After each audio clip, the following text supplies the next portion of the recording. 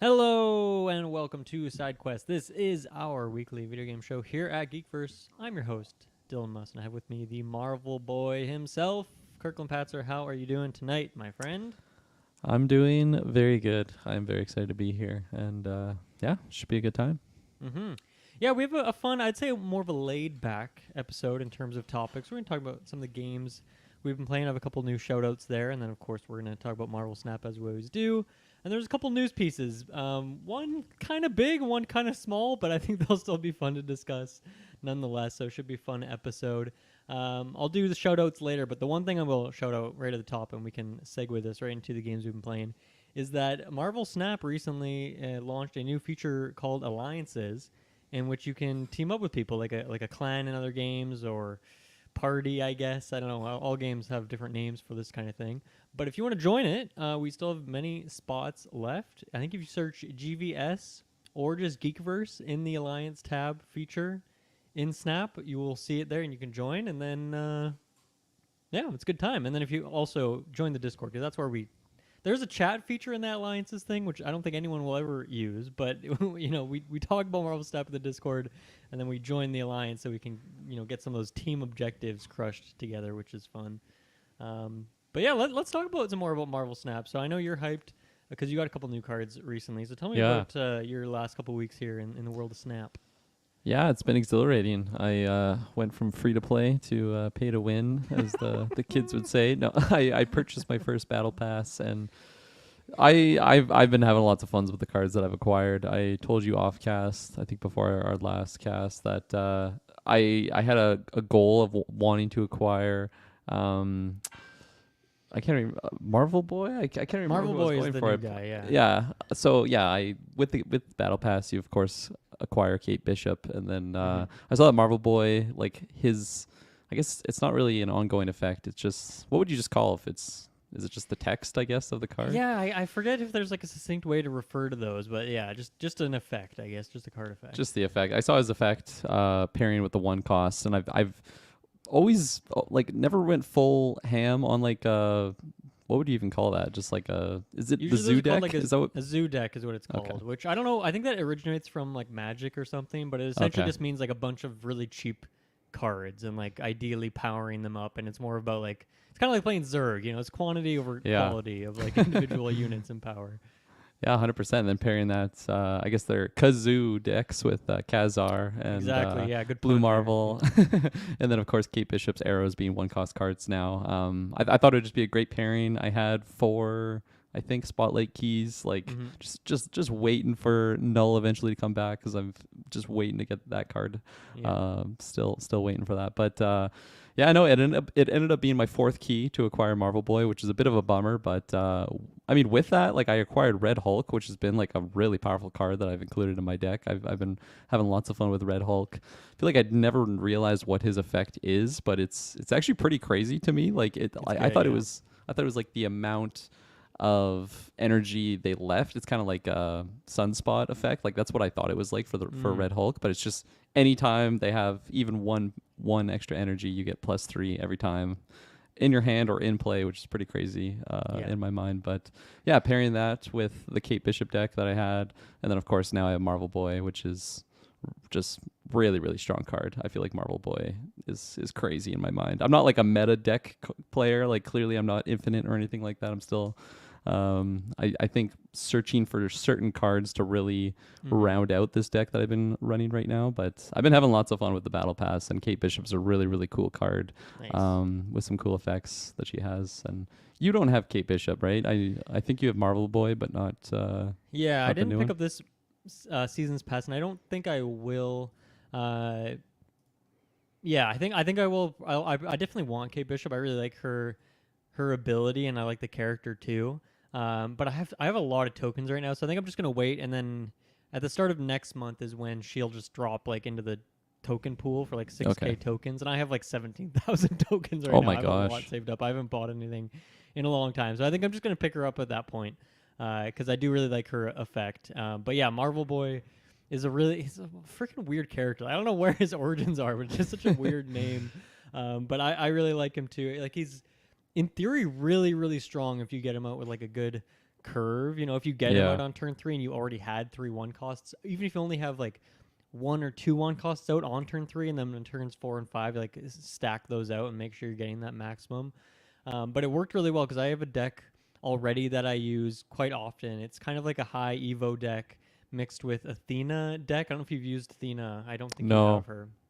But she's a really good card that she's a 2 cost, and if any turn you play 2 cards, like only exactly 2 cards, no less, no more, then she gets +3 power.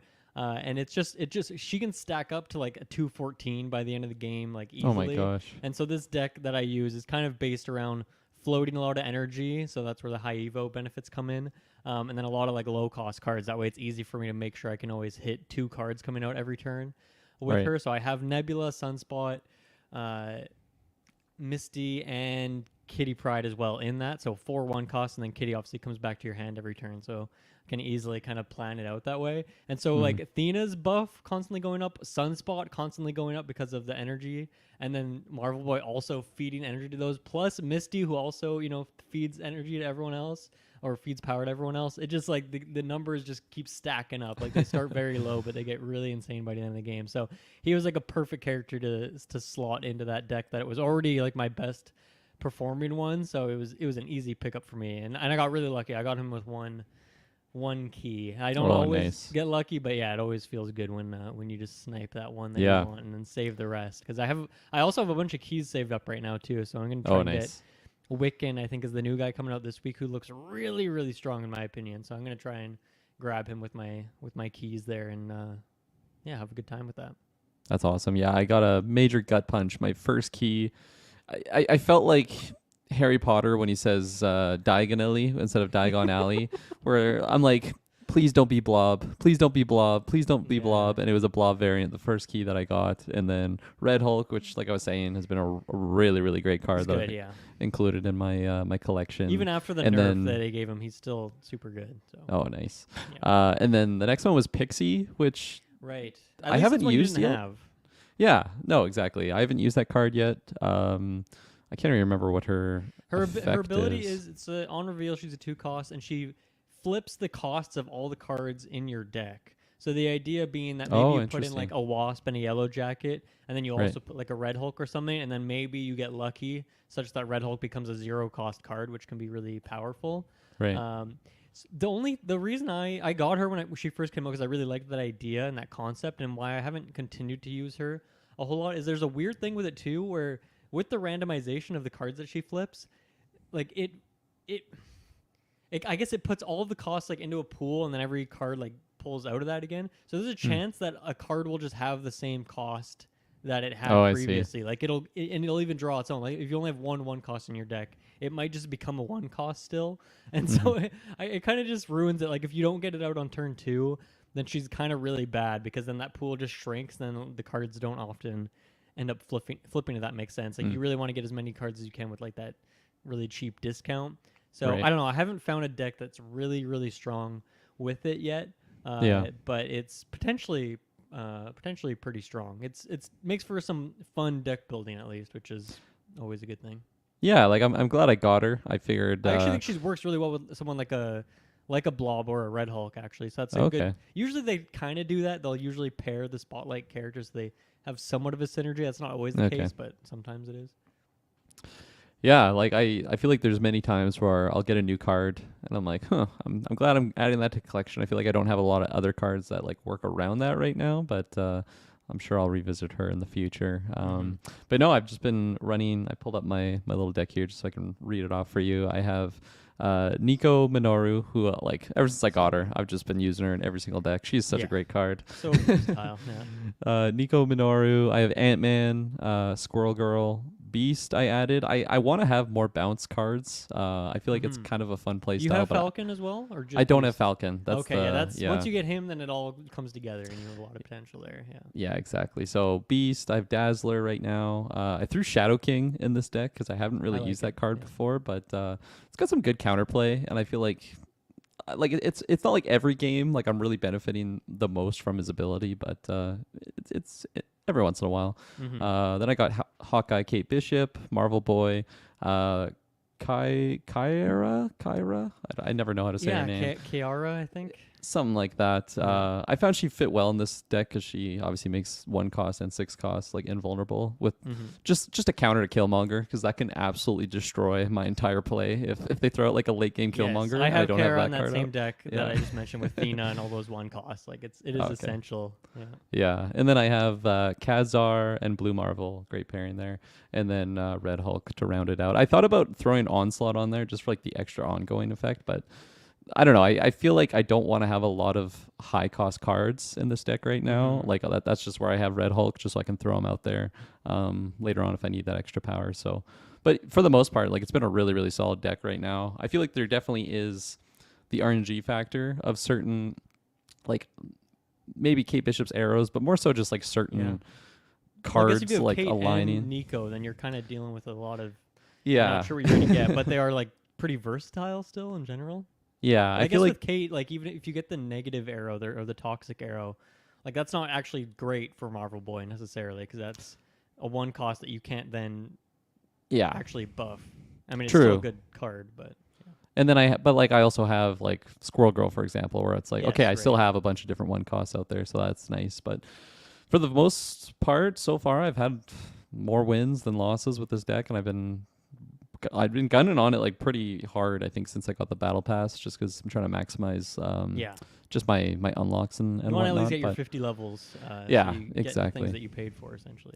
Exactly. I can't wait for that Kate Bishop variant. It's so nice. As soon as I saw it, I'm like, I got to get this battle pass. It's and so then nice. do you because the other it's Scarlet Witch and America Chavez. And do you have both those two already? Yeah, I got both those characters. America Chavez I've used more recently. Like I think the last deck I was running before I just made this one, I had her in it.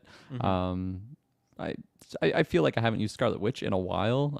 It is a really nice variant, but I don't know, but just not really right now in my current decks that I've been running with her. And I mean, on the topic of using all my spotlight keys, it's nice. I think it was Fanboy Clay threw it in the Discord of just like all the, what would you call it? The next spotlight cache. Yeah, like the schedule, I guess. Yeah, exactly. The schedule for that. So I was looking through it. Of course, no null on there. I feel like eventually I'm just going to have to get them with tokens. I honestly, I think you maybe got a bit screwed because the spotlight cache system is weird. And like when it first launched, there wasn't a ton of eligible cards, right? And now we're like a year into it.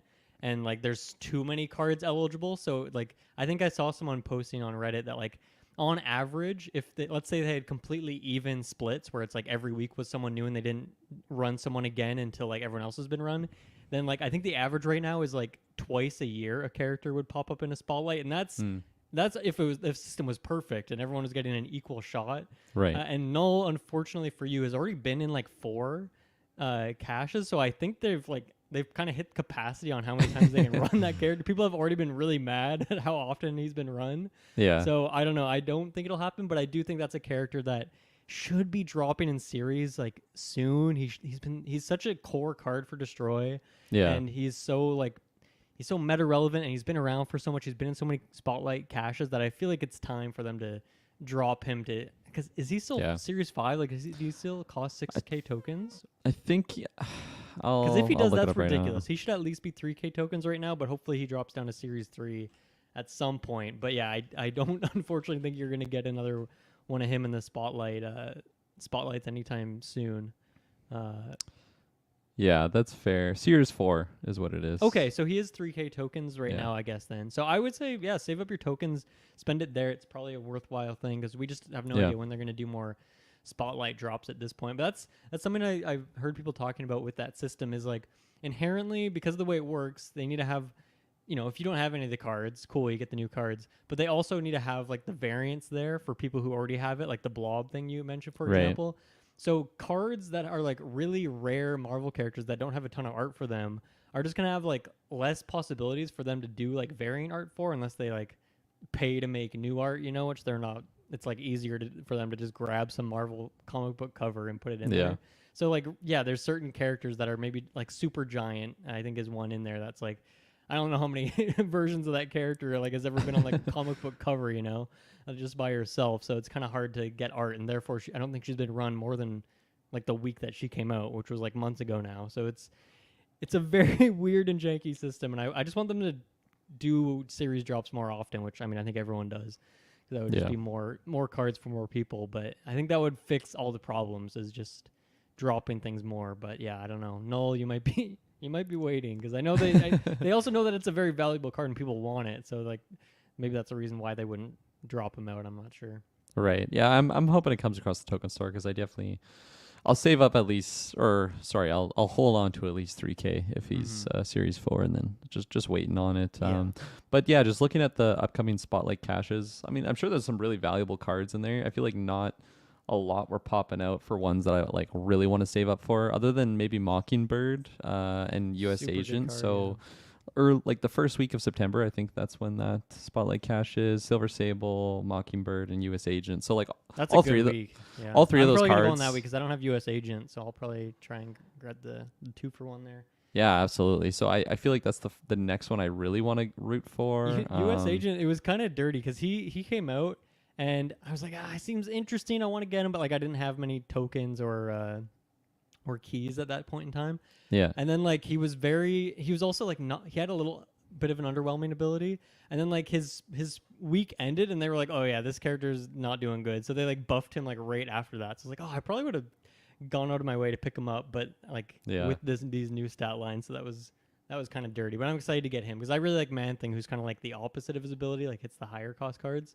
And that's like super strong. Like no one really sees Man Thing coming for whatever reason. So yeah, that's been one of my go-tos. Yeah, so like that one I definitely want to hit. The following week has Madam Web, which I thought it would be a really cool card. I was reading her. Yeah, she ability. has the first of the like activate abilities, like that new sub of ability that we were talking about. Yeah, that'll be an interesting dynamic to include there. So that's another one I would love to grab. Of course, I'm going to be pretty limited in my keys if I'm already rooting for some of the other cards.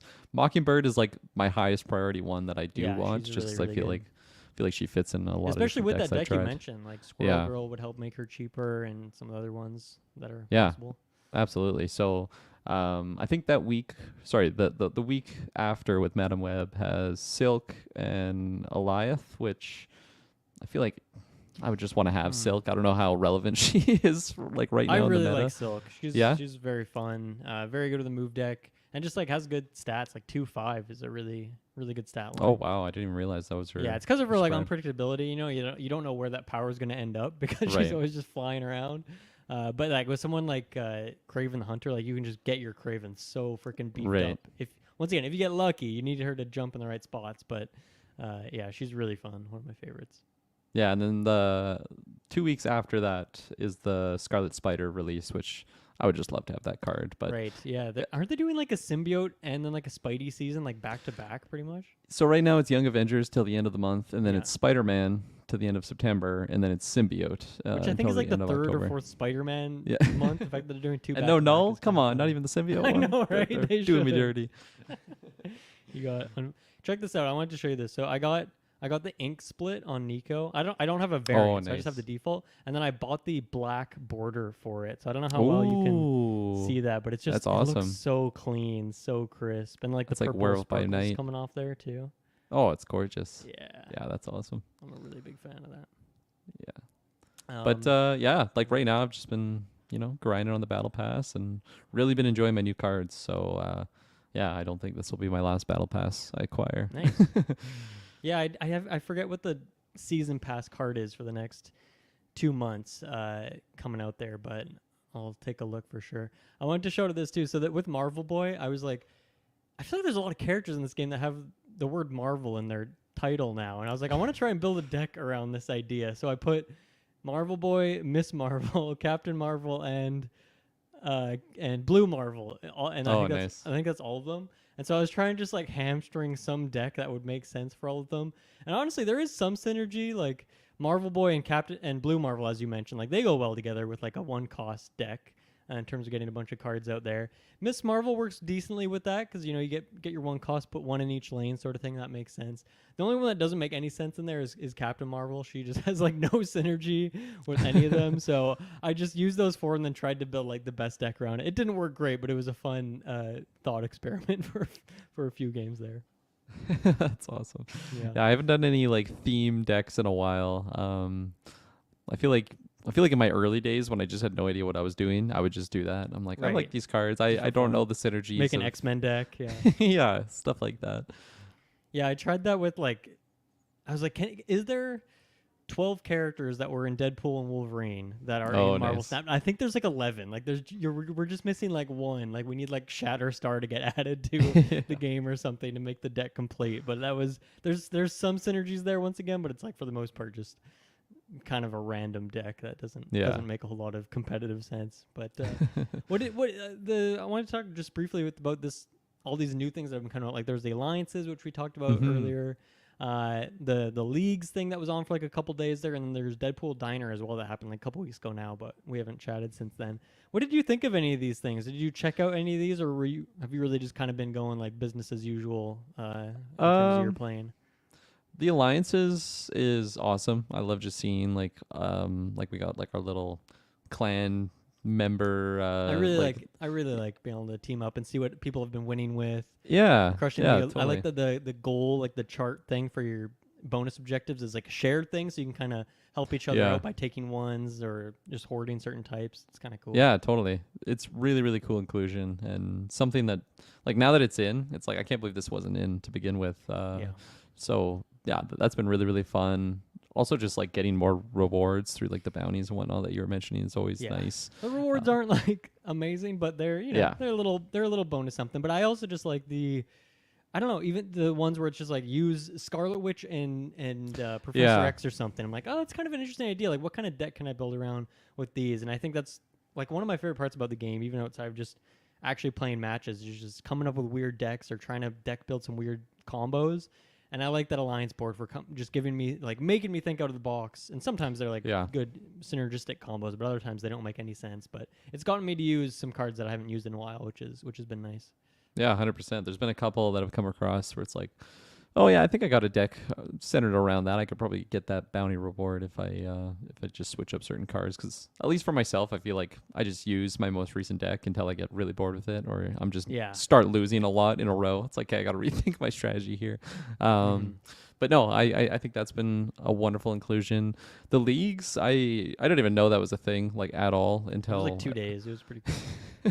I got some rewards because apparently some people were exploiting so that's kind of nice, I guess. But what was the other thing? Oh yeah, Deadpool Diner. I popped in there and I don't know. I just, for whatever reason, I'm like, I'm just gonna go back to the other screen. This is nice, but I don't really fully understand, and I feel like I don't really want to learn what the bubs are or whatever they're called. Yeah, it was fine. Like I think for me, my favorite events. We were talking about this in the Discord as well. Like my favorite things that they've done in terms of events have been like when they did the X-Men and Avengers event, where it's like if you used Avenger cards that are Avengers, they'd get like bonuses with each other. Or they did like the Valentine's Day event, where it's like iconic Marvel couples got bonuses if you use them together. And like those to me were really fun because they got me to make different decks, and they finally like, ooh, an X-Men deck is actually viable now because they have synergies that they don't otherwise have together. So those have been my favorite, and they haven't done those in quite a few months now, like 3 or 4 months, I think. So I want them to bring back more of those because that's what I enjoyed the most. But like Deadpool Diner, it's pretty much the exact same. It's just like there's like an auto snapper too, so it's like okay, it doesn't really change anything else though. And then leagues, I think the way they released these was also not great because Deadpool Diner was like a week and a half, or maybe it was full 2 weeks, and it was like one of the rewards in there was a new card, Cassandra Nova, who's a really, really good card and is also great against Erishum, who's like the most, overwhelming card in the meta right now. So it's like everyone wanted to like grind the hell out of that to get it, and I did too. I really want that card because it's like, ooh, a free card. All I have to do is play this mode a bunch. Sure, I'm gonna go for that. But it really incentivized like, okay, I gotta play this game a fuck ton. And then right as that ended, like we had a couple days of peace, and then they launched the leagues thing, which is also like you have 2 days to play as much as you possibly can to try and like get these rewards, because it's just based on like how many points you can get, which is just like the more you play, the more points you're gonna get. Yeah. And so I think the timing of releasing those right next to each other, I just felt like really burnt out, and I wasn't going that hard on the leagues just because I haven't really played a lot in this month now that I don't have the if I don't have the battle pass, I'm like less incentivized to grind my life away to get all this stuff. And since I didn't get this one, I'm like not playing quite as much. But I honestly was just so burnt out from doing Deadpool Diner, which is like I probably should have just not done it. But I wanted the card. I really wanted Nova, who is a really strong card. So yeah, I didn't love these modes. I kind of wish the resources went elsewhere, to be honest. But I don't know. They were fine. I got some rewards out of it, so I guess I can't complain too much. But I really love that the Alliances feature is in there for all the reasons that we already mentioned. But yeah, shoutouts to Snap. I think it's the perfect game for like where you're at right now, where you're just so busy doing house stuff, and you probably don't have a lot of time, or like maybe your computer's not even set up for a couple days. And it's like if you just need a break for 10 minutes, just sit down on the couch, grind some Marvel Snap, and get back to it. It's probably the perfect thing for you right now. So I think it's a great 100%. month for you to pick up the pass there. Yeah, no, 100%. It's my number one game right now. Mm-hmm. Cool. There you go. There's Marvel Snap, our our August update. I feel like we've been doing like monthly updates on our Marvel Snap progress for the last couple months, which has been a good time. But how about we take our first ad break, and we'll be right back to talk about more of the games that we have been playing. We'll be right back. Okay, we are back. You know what? Before we talk about those, let me just do a couple quick shout-outs here.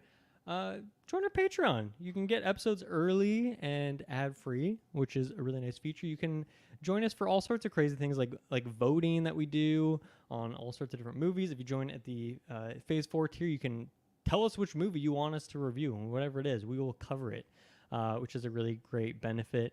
And yeah, thank you to everyone who supported us after our GV Day stream. That was a good time. Really fun playing trivia with everyone. Once again, another good benefit that you can get from joining the Patreon. In terms of episodes releasing this week, obviously last week's episode of Sidequest was Alien Isolation, a retrospective on that. And Romulus is coming out this week, so check that out. We did a big, juicy 3-hour-long cast breaking down D23, which was a really good time. You can leave a review, help us out. You can join our Discord. You can check out my game, Potion Problem. Anything else? Any other shout-outs from you, Kirkland? No, not right now. Good. I think you collected them all. They've all been collected, like the Infinity Stones. Okay, let's move on then. I have a couple other games I wanted to shout out here. First thing, I'm bringing this one up, and I know, Kirkland, you're maybe going to pick it up, but I kind of want to talk about it today. I think the time is right. I know you're a busy guy over there. So I'm going to bring it up yes. now, which is a game called Siegebreaker, which has been out in early access for quite a few months now, but I think just in mid-July there, it finally went 1.0. This is a strategy tower defense game that's available on Steam, and is made by a friend of mine. So, if you want, take all what I have to say with a grain of salt, because yeah, this is made by a friend of mine. I did beta testing for it on multiple times. My name appears in the credits, so you can ignore every positive thing I have to say about it if you want. But it's a really, really cool game. I've had a great time playing through it. When I was doing play tests and stuff to help him out with it, that was only ever like the first act of the game, so like 1/4 of the overall experience. And so I've finally gone through and beat the whole thing, which was a really good time on the hardest difficulty, if I don't say so myself.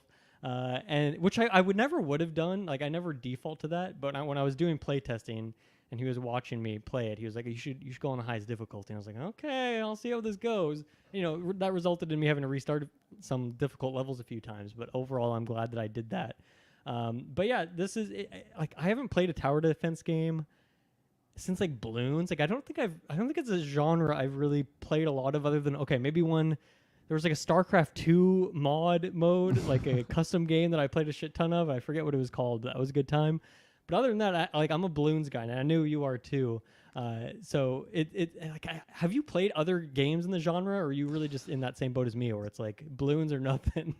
I have played actually quite a few tower defense games. Cool. I feel like Bloons throughout their different versions, like on like the Flash games There's era. like 6 or 7 of them now, I feel like. 6 is the one I have on Steam. So that's like the most. I don't even know if it's the most recent one. It's the most recent one to me. Yeah. But no, I remember playing. You mentioned StarCraft 2. The one I remember was Warcraft 3. Like, there was like a custom mode for that. Which I know is an inspiration for Colton making Siegebreaker here. So definitely, I'm sure there's some of that DNA when you That's awesome. get around to checking this out. Yeah. I remember there was like an iOS app way back in the day too. It was against aliens. Like aliens were coming to like stop that, like collect your sheep or something. It's just a tower defense Yeah. game like that. But like I feel like there was a lot of different Flash game Right. tower defenses, and I was a big Flash games guy back in the day on miniclip.com, Yeah. Dicting Games, Armor Games, like all those different websites. Just great era Man, I in PC remember gaming. in like it was like grade 7. In grade 7 we had laptops given to us, in Oh middle yeah. school there, and it was like in a social studies class or something where we were learning about ancient Egypt. And we had some project where we just had to do something about ancient Egypt. It could be whatever the heck you want, So it could be a presentation. It could be like a dance. Like it could be like just whatever. It had to be somehow related to Egypt. I remember someone in my class made a tower defense game, which was really cool for me at the time. And I feel like back then I should have taken him up on that opportunity to like learn how he did that and like started making games sooner. But I thought it was like a really cool thing. And I feel like I remember him having to explain the concept to the teacher of like what a tower defense game is.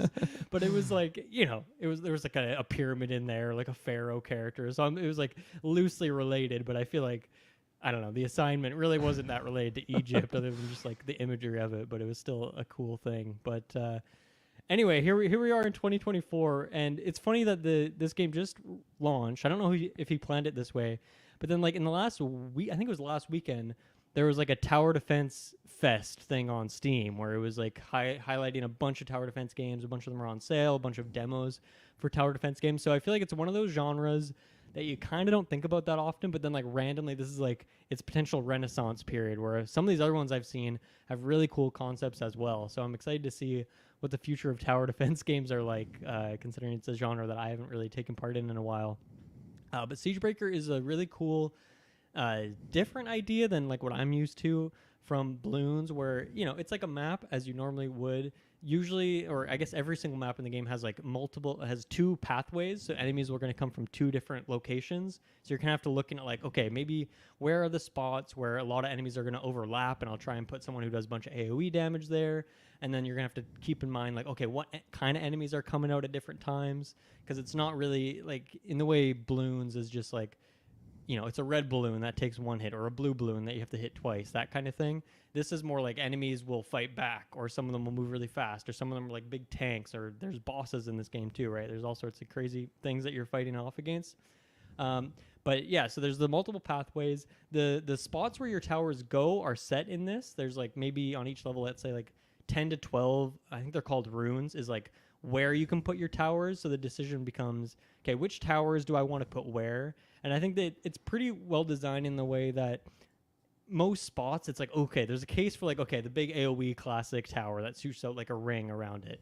That one would make sense here because there's a lot of AoE. But then like, oh, maybe it'd be better if I put this like long range tower here because of some other snipe angle that it kind of has in a very specific way. So there's a lot of like when I'm restarting levels on legendary difficulty and having to like optimize, min max the build, I feel like I am having to rethink of like, oh, this seemed like an obvious spot for like this kind of tower, but like the more I think about it, the more I might want to like switch it up or try something different. Those different rune spots that you have too, like some of them might just be basic. There's no benefit or detriment to putting any given tower there, but then other ones will have a certain bonus, like maybe this tower will deal more damage, but it takes more damage. So you have to think about, okay, what do I want to put there that can like at least defend itself in some way? Other ones have like mana. There's this whole mana mechanic you have to keep in mind that will affect your cooldowns. I won't get into the weeds of that, but there's a lot of strategy in what you're and where you're placing stuff, even though the spots are set. And I think that's the biggest thing to note. Whereas something like Bloons or whatever is like a grid-based game where you can put your kind of stuff wherever, from what I remember, other than like on the actual road, or like if there's a tree or something blocking, or I don't know. It's been a while since I've played Bloons, but that sort of idea there. And as well too, like in this game, you kind of have there's only 5 towers, and you get all of them like fairly soon. But then where like the, I guess, intrigue or difference comes in is that there's kind of an RPG mechanic going on where like in between levels you're picking upgrades for your towers, and so you're kind of building and speccing your towers out in different ways. So like by the time you're at the final level fighting the final boss and I'm at the final boss, we're gonna have slightly different ways in which our towers can work with each other.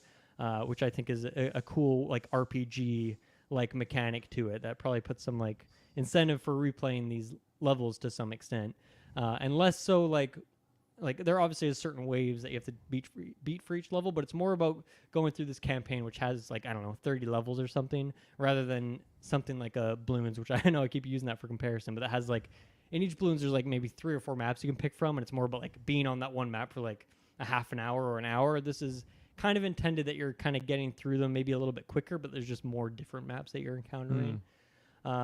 And then, yeah, I think I kind of mentioned this, but like the enemies do fight back in this. Some of them will like be chucking rocks or doing big smashes to try and destroy your towers.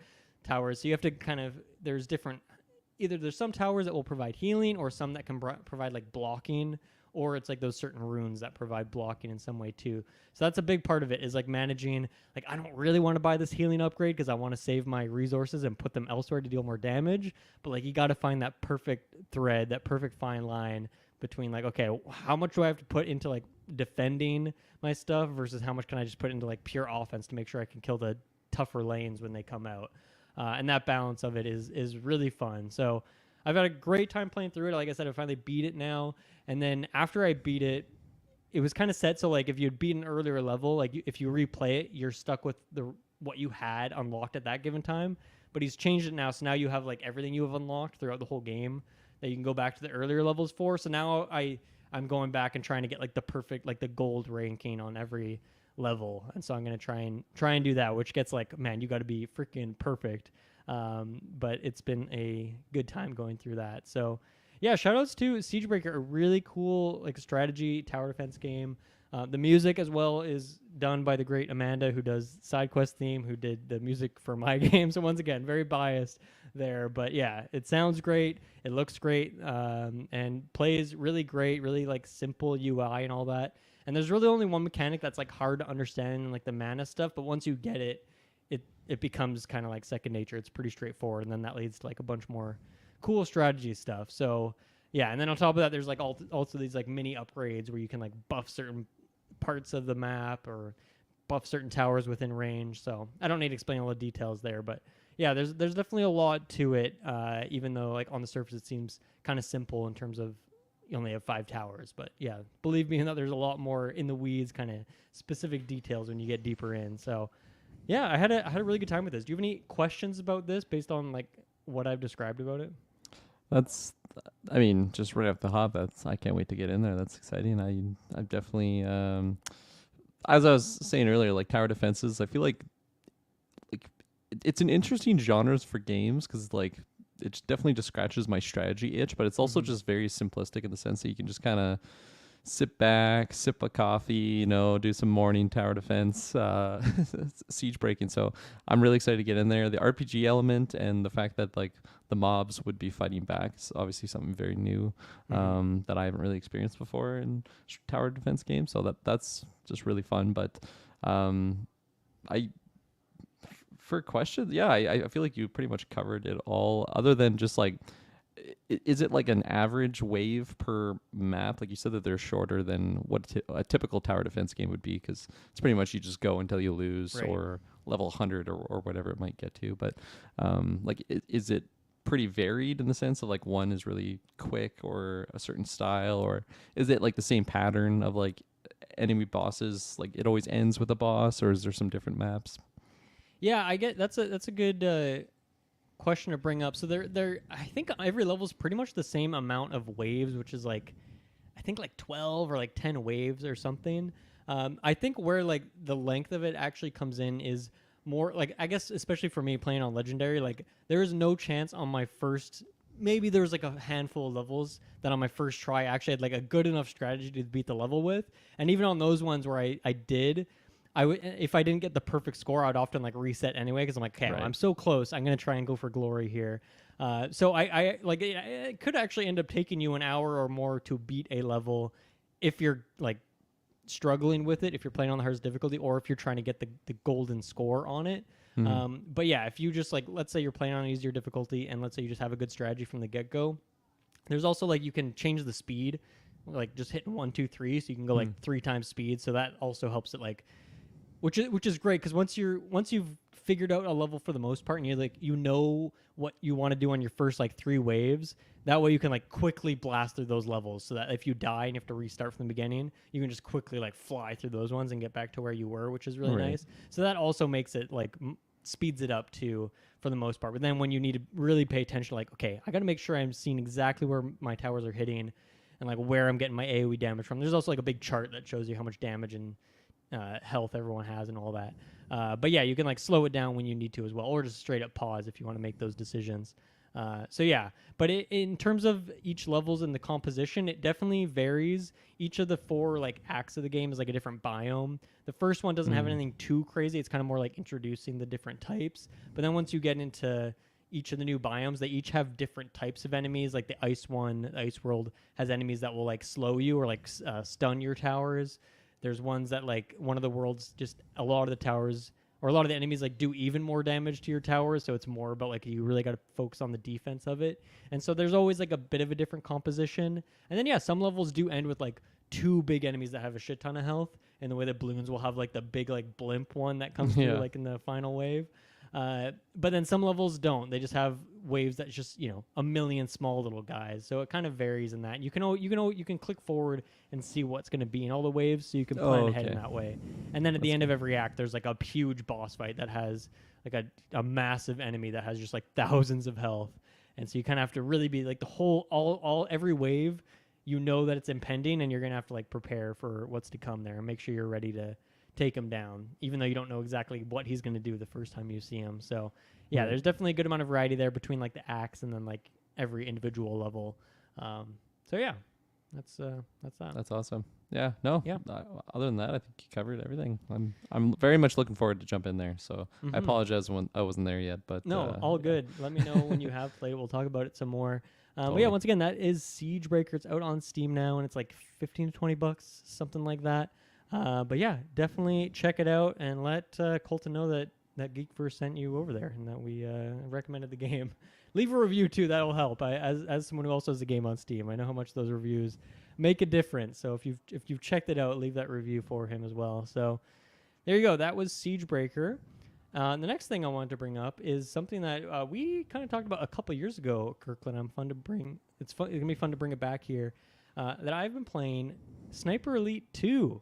Ooh, I've gone back to the second one. So we talked about this a couple years ago when I was playing Sniper Elite 5 when that came out. And then in that you talked about how I think it was Sniper Elite 3 is the one that you've played, right? The one in Africa. I think that was 3. Yeah. I believe it is. And yeah, I loved Sniper Elite 5. It was one of those games that kind of just went under my radar for years and years. But finally, because 5 was on Game Pass and I heard good things about it, I checked it out and loved it. And you can hear, if you want to hear that episode, if you just search Geekverse and Sniper Elite, it'll probably pop up in the search bar there. It was also in the episode with like TMNT. So if you want to find that conversation, go back and check it out. But after that, I was like, man, I love this game. And right after I was done playing it, went and wishlisted all the games on like Steam and on Xbox, and just have been waiting for deals to go pick them up and play through all of them. And so I've picked up 2 and 3. I own 2 and 3 now, and kind of was just waiting for the right moment. And this felt like the right moment to go back and check this one out. So yeah, it's kind of like, it's interesting going from playing the 5th game in the series, going all the way back and playing the second one. I do want to check out the first one. It does look way more dated than like the 2 and 3, which like 2 is still a 360 game, so it's, you know, not modern by any means, but it's newish enough that it still plays like it's like 30 frames per second, which is the only thing that feels weird about it, but everything else feels pretty solid in that way. But yeah, it's been really fun to go back and see an earlier version of this game, and yeah, I think I'm like maybe on mission 8 of 10. I think from the main campaign, and then the version I have also has like a DLC map or 2, so I'm sure I still have a decent amount more to go. I think my first take on it from comparing it to 5 is that it's like way more linear of a game. Like the 5 is like huge battlefields, and you have a ton of freedom in which way you want to go, and they'll very likely, if like on your first playthrough from a level, you will not see, I don't know, 50% or more of the level, just because you're kind of going for your one main objective and you're going to try and find your most ideal path, whether that's a very stealthy path or like a very action-packed path, and you're kind of going to go with that. But in this, it's like much more like, you know, it's a very simple, like there's one kind of road you're following down. There's a couple twists and turns, and then like on either side, there's like maybe a couple buildings you can go in to climb up, get a height advantage, or maybe there's some rubble on the left that you can go into. But for the most part, it's a lot more linear, which has been all right. Like it's still good level design. It's maybe just not quite as engaging or not quite as like, I don't know. It doesn't feel like you have as much player agency, I guess, as the later games in terms of picking your path, which I think I was looking into it and saw that I guess with 3 is where they decided to go with a more open design. So I don't know if you can remember what your experience was like and how open the maps felt when you played that. It definitely didn't feel like what you were describing 5 was. I feel like it's just like a next step up from what the 2 would have been with the linearity.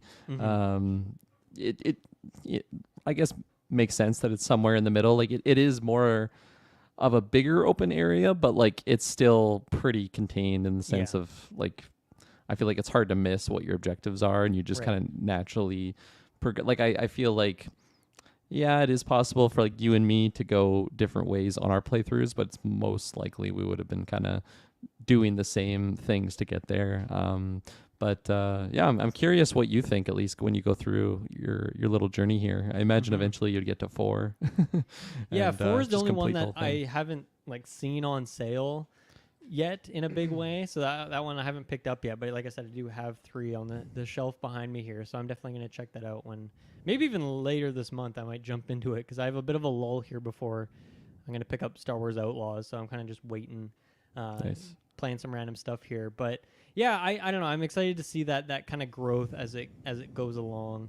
But yeah, it's still got like all the classic Sniper Elite stuff to it, where it's got that like I feel like the perfect 50-50 of stealth and like big action shootout sequences.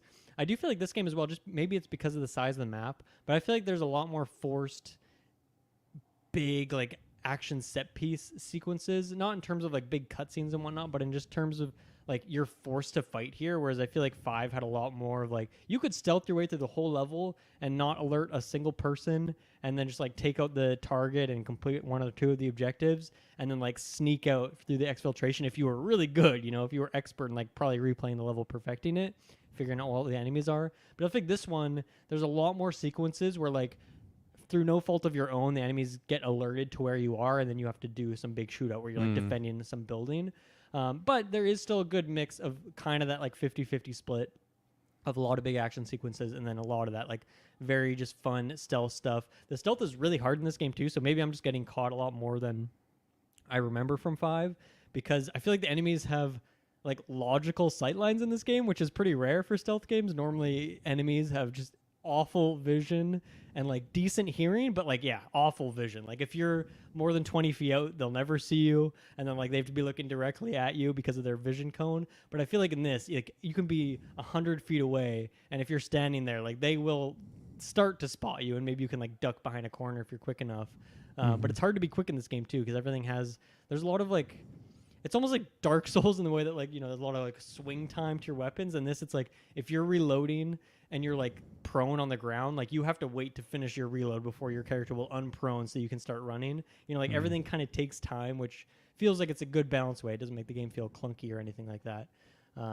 But yeah, I don't know. I think that's a fun part of it, because I feel like when you were talking about 3, I feel like you were saying that you're kind of like a perfectionist, where like you'll restart the level if you don't 100%. If you like ever get caught or something.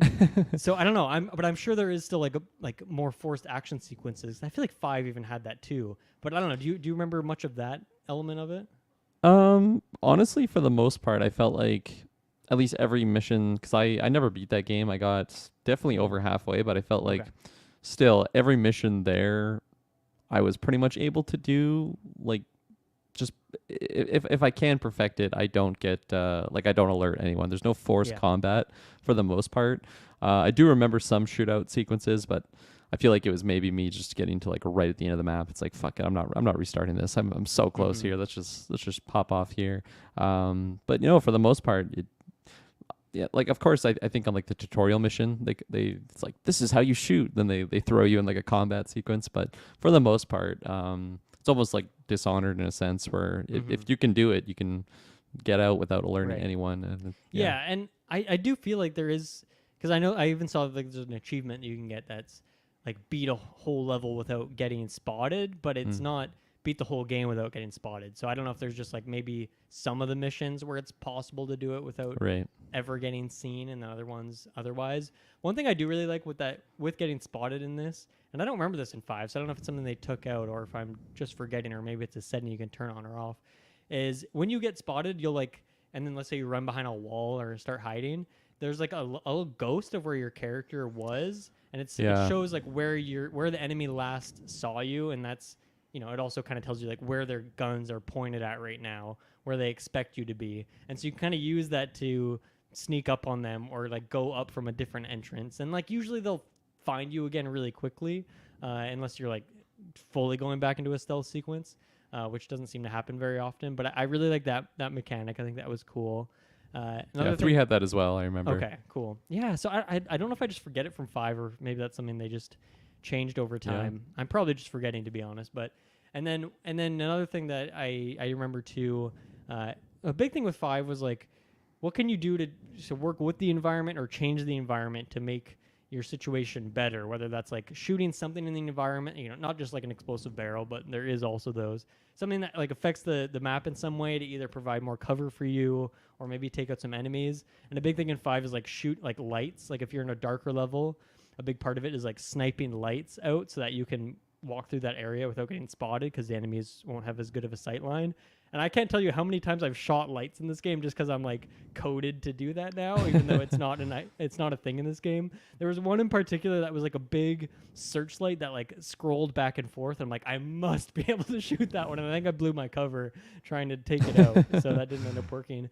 But what they do have that I really like is timing your shots with like noise, like loud audio sources. That was like a thing in 5. There's a lot of ways that, like, maybe it's just a loud map where there's like tanks and stuff, and so you can try to time your stuff with that. But then there's also like generators and things you could turn on to make noise. That way you would be able to muffle your sniper shots more. But in this one, it's a little more on the nose, where there's like an icon in the top right that's like, oh, there's some huge ballistic explosion going off, and so if you time your shot with that, and it's like very lenient, then you can kind of do a stealthy sniper shot, which you normally can't do.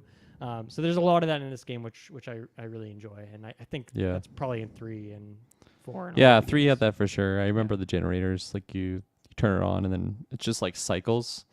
It's like a same pattern. Like you just wait for your shot, or if you're not ready for the one, you're like, fuck, now I gotta wait 30 seconds or however long it takes for the next cycle. But and then a couple other ones that you just kind of have to time with the distractions, which I thought it was really cool, like mechanic. I don't think I'd really experienced that in other stealth games before, especially just most sniper games, like stealth games that I'm used to playing, have like suppressors and whatnot, like on the rifles. So like how do they do that in an older era of just like World War II era or whatever? So yeah, no, I thought it was good. Yeah, no, they keep it very simple in terms of the guns in this game, where there's your sniper, and you can get like 2 variations of each gun, I think, but they all feel pretty much the exact same.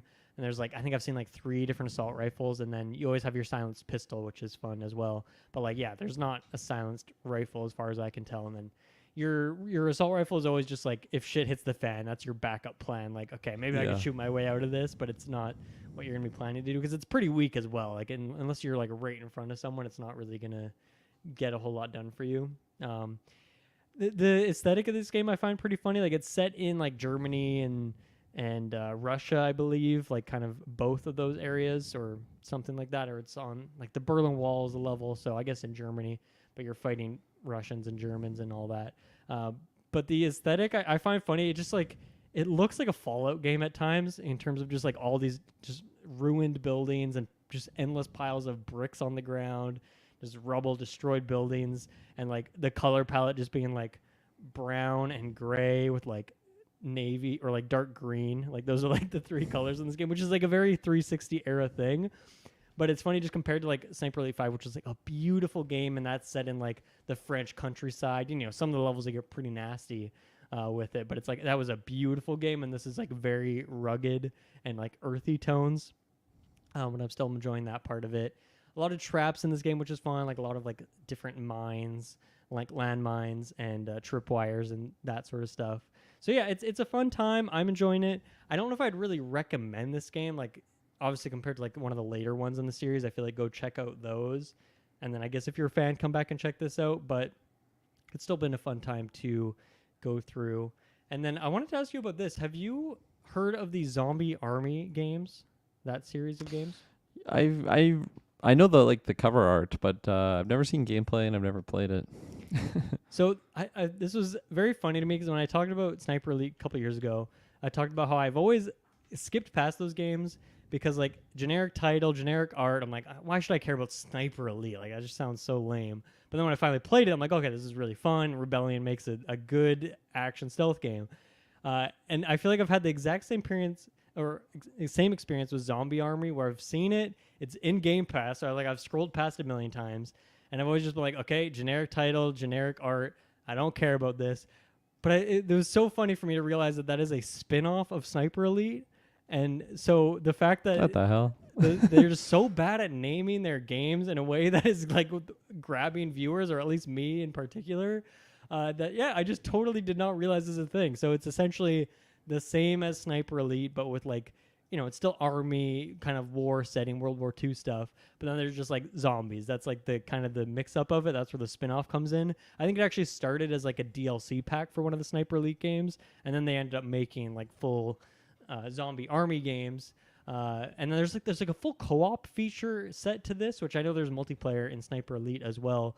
But yeah, there's I think essentially two games. Like there's Zombie Army Trilogy, which is like taking like that first like DLC pack, some other unreleased thing, and then like I think a smaller spin-off game, and it kind of like bundles it all into one package. And then there's Zombie Army 4, which is the most recent one, and that's just like its own standalone sequel, I guess. That is a more fully fledged individual game.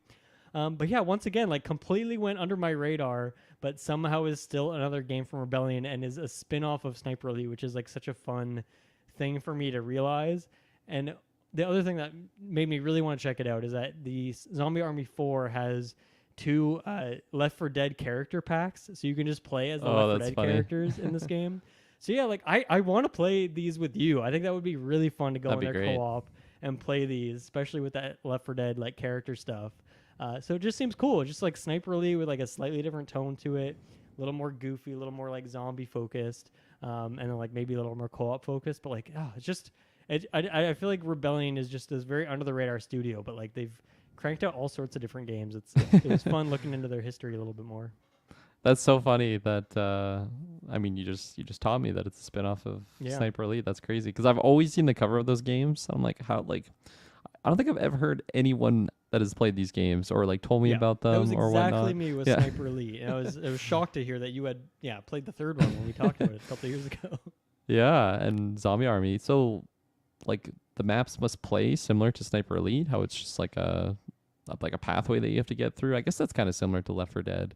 I'm just picturing most zombie games being like a wave-based system, but I guess you're just making your way through. Like, are you still sniping and trying to like mask your shots and like really like stealth factor? Like I said, I haven't actually played these yet. Like I said, the fourth one is on Game Pass, and I've now added all of these games to my wish list, so I want to add them to my list and check them out as well.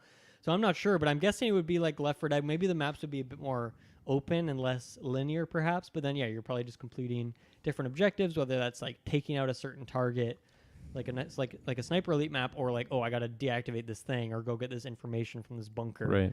All that kind of random stuff. So I'm sure it's very similar, considering that it is a spin-off and all that. So yeah, that's it's fun. Just hilarious. Did you see or hear of Atomfall, which is like Rebellion's newest game that they announced back at the Xbox showcase of this year?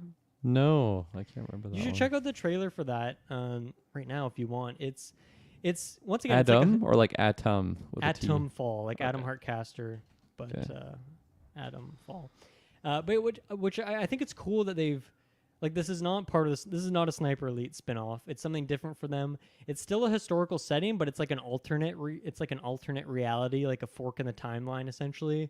So it's a bit more fantasy element or like sci-fi element. Like there's like mechs in it and stuff.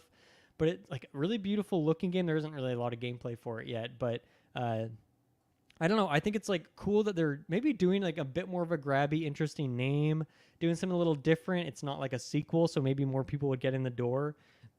And then I think it's also a Game Pass day one thing as well. So I'm hoping that's a game that really, like, obviously they're a successful studio. They've been making hundreds of games over the years. But I don't know. I feel like Adamfall could be an opportunity for them to really skyrocket into a new spot. And I hope that ends up being the case. Because I feel like there was a decent amount of praise for Sniper Elite 5. But once again, for a lot of people who haven't played these games, maybe they don't want to jump into the 5th game in a series. But with a game like Sniper Elite, it doesn't really matter. Just play whatever one has like the coolest setting or like is on a console that you own, and then like you're good to go. Yeah. So yeah, I don't know. I'm very excited for that one. I think it's set to come out next year. So I'll definitely be checking that one out when it comes out. Wow, this looks really interesting. Mm-hmm. It's very much not what I was expecting to see, just based off of Sniper Elite, but yeah, something a little different for them, which is yeah. cool. Yeah, there you go. There's Sniper Elite 2, or I guess V2 is like the technical title for it there. Like I said, I'm almost done with it, but yeah, I think I feel like I want to jump in the third one pretty soon here because I kind of just want to see that evolution. Great game.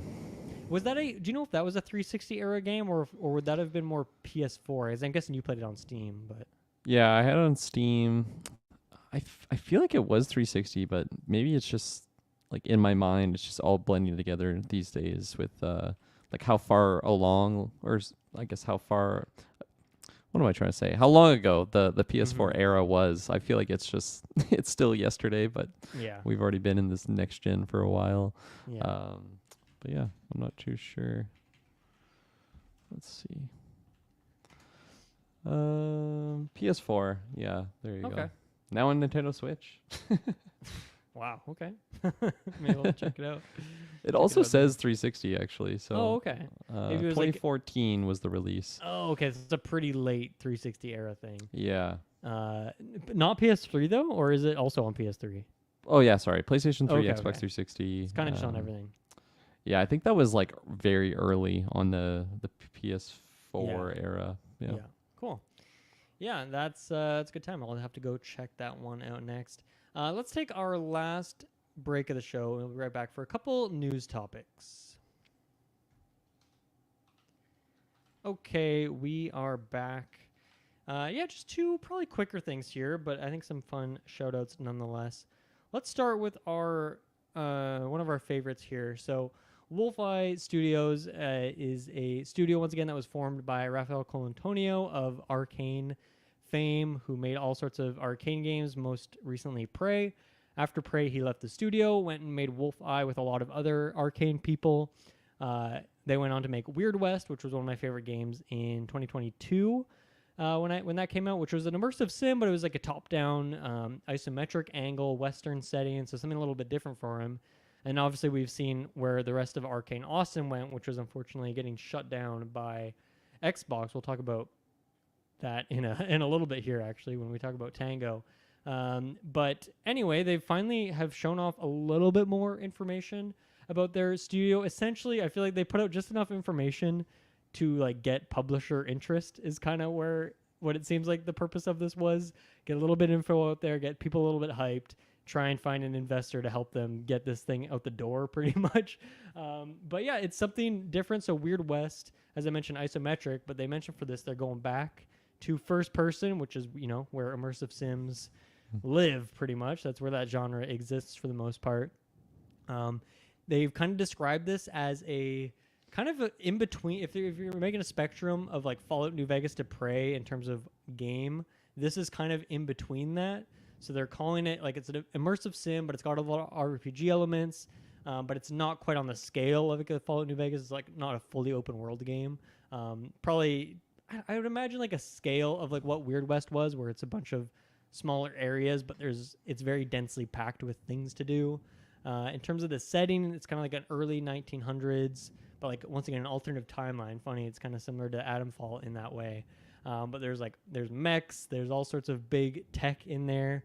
So yeah, it's something a little bit different. I'm curious what you thought of the couple screenshots we saw and just like the general pitch here in terms of the direction that they're going with this next game.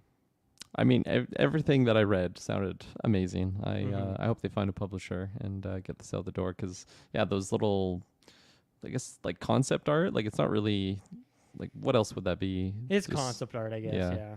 It just really like the world that they're showcasing. It very much reminds me of just the Dishonored aesthetic of like a darker looking world. And and yeah, just like based in the 1900s with some tech infusion there. I think that's really fun idea, and just like the wording about like trying to make this more, I guess, quality over quantity of like the like just as you mentioned with Weird West comparison, where it's more densely packed areas as opposed to just No Man's Sky at launch type type scenario.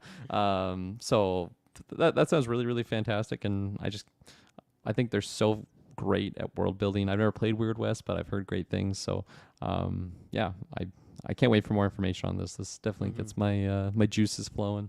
Yeah. Yeah, you should definitely check out Weird West at some point. I really would love to hear your thoughts on it, especially now that there is a first-person mod for it. So you could just play it as a first-person game if you want to. That's wild. Which I think is like pretty good. I think it's just available on Steam there, so that's pretty sweet. Yeah. But yeah, there's also one of the art people on this team posted an image on their Twitter of just like a character concept, and it's like it looks exactly like one of the portraits for a Dishonored character, which I think that would be probably the same artist who worked on a lot of the Dishonored stuff, because like I said, a lot of the people from Arcane went over to join this studio. But yeah, that's all. It's all very exciting for me. I'm excited they're going back to first person, even though I did like the pivot to isometric. I think a lot of people had issues with like the camera and some of the control, like the game feel of Weird West, and I'm guessing first person will kind of patch all those holes, so to speak. And then in terms of like them making the comparison to Fallout New Vegas, I think that's a risky comparison to make, just in terms of that sets expectations really high. Once again, if you're trying to get publisher to support, that's a great thing to say. But I do think that with what they did with Weird West, even if the scale was a lot smaller, there is a ton of branching paths in that game, and like every NPC is killable, and you can fully change the stuff, and like you're playing as different characters in that game in kind of like a linear fashion. Like you do a playthrough with one character, and then the next, and then the next, and the next. And like a decision you make early on with character 1 could affect something crazy that you wouldn't expect in character 4, like tens of hours later. So I definitely believe that they're capable of doing that. The narrative is there. And I like that they're doing a new setting. Because I really liked what they did with Weird West, even though I'm not a big Western fan. I like that they made it something that was more compelling to me by making it like a witchy, sort of a cult Western setting. Like that was a really fun mashup, and I think what they're doing here as well is like a really cool thing as well. So yeah, I'm curious who they would get picked up by for a publisher here. Like I think a Devolver would make a lot of sense, even Annapurna. There was the Game Pass connection with Weird West that was on Game Pass day one. I don't know how much, like, I'm sure they would take the bag if they can get it, but I'm sure Raphael and the team are not thrilled with Xbox and Microsoft as a company after laying off and shutting down Arcane Austin. So I don't know if they would just, on the merit of like morals, not work with them in that way. But like, you gotta make sure your company can stay afloat and continue to make games and support your employees. So I'm sure they would do whatever they can there. But yeah, really excited to see the future of this. Like I said, they don't even have a title yet. It doesn't have a release date. They did say there's going to be like it's either an alpha or a beta, like play test happening next year. So I think that's good to get some early feedback there, and I'll try my best to get in on that and maybe see what the early versions of that game can be. But once again, if anyone missed it last year, like we did the full breakdown of Arcane Studios and all their games, and Raphael Colantoni is just such a amazing game designer, game director as well. So whatever he makes, I'm there day one. For the rest of time, I think I'll happily say that. So keep an eye out on WolfEye Studios, and if you haven't yet, go check out Weird West. It's still a great game. I don't know if it's still on Game Pass, but probably pick it up on Steam anyway, because then you can get access to the mods and whatnot. So that's probably the way to go either way.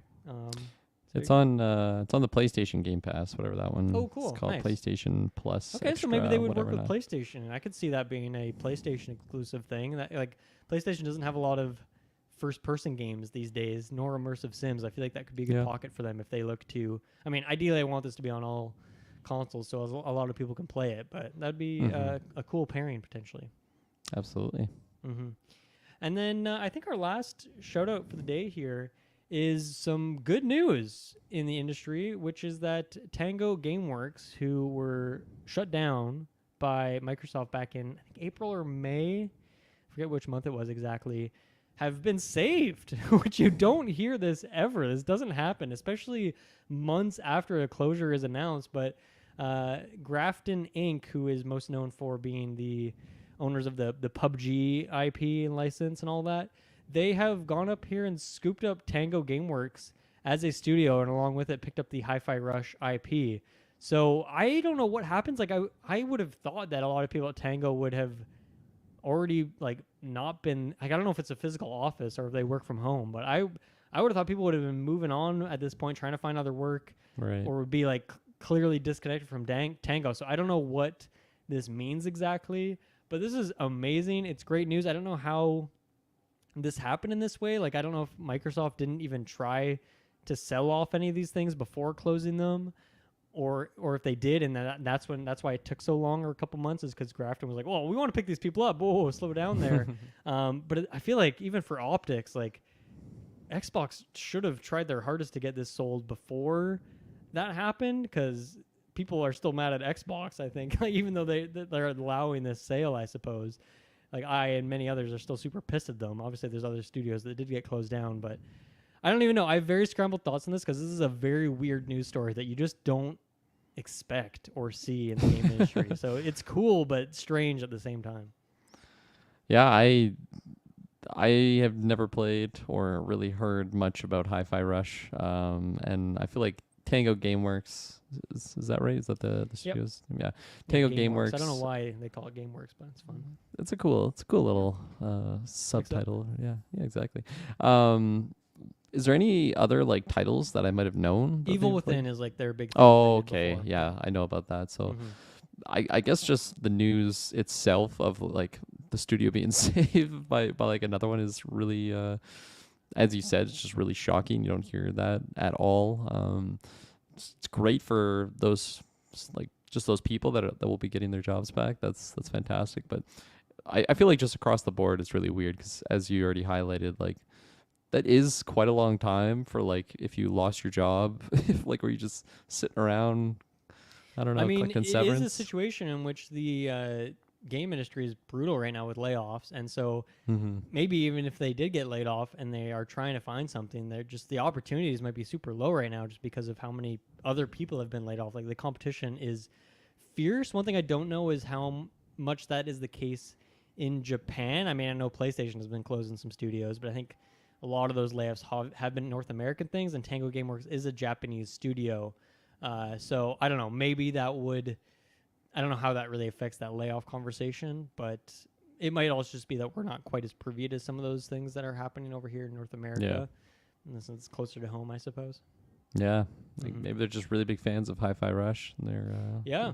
I mean, that's part of this story, is that, like, okay, they don't have Evil Within IP, but they do have the Hi-Fi Rush IP, which I think makes a lot of sense, because I don't ever see a world where Xbox or Microsoft would have got another studio to make another Hi-Fi Rush if they deemed that game unsuccessful enough to warrant them closing the studio.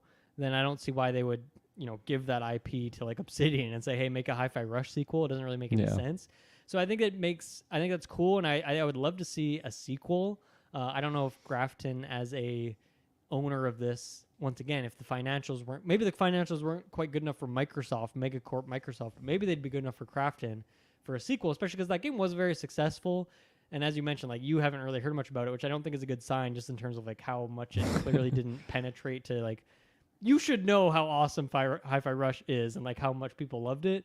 But that just goes to show how it wasn't quite that tentpole game that Xbox wanted it to be. At the same time, they did shadow drop it, so they released it in a weird way too, like in a very risky way.